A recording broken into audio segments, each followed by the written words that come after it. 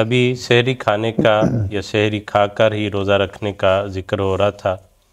مجھے مطالعہ کے دوران حضرت مسیح علیہ السلام کا ایک بہت خوبصورت بہت دلچسپ حوالہ جو ہے وہ ملا، وہ میں چاہتا ہوں کہ ناظرین کے سامنے وہ ضرور رکھ دوں۔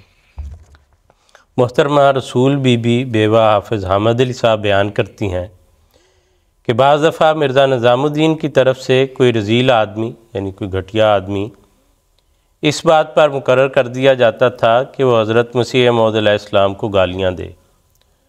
چنانچہ بعض دفعہ ایسا آدمی ساری رات گالیاں نکالتا رہتا تھا۔ آخر جب سحری کا وقت ہوتا تو حضرت جی دادی صاحبہ کو کہتے کہ اب اس کو کھانے کو کچھ دو، یہ تھک گیا ہوگا، اس کا گلا خشک ہو گیا ہوگا۔ میں حضرت جی کو کہتی کہ ایسے کم وقت کو کچھ نہیں دینا چاہیے، تو آپ فرماتے ہم اگر کوئی بدی کریں گے تو خدا دیکھتا ہے، ہماری طرف سے کوئی بات نہیں ہونی چاہیے۔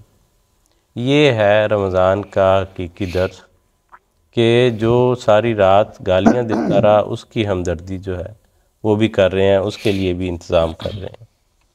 اور رمضان اپنے اندر خصوصی طور پر یہ درس رکھتا ہے کہ بنی نوع انسان کی ہمدردی کرنا، ان کا خیال رکھنا۔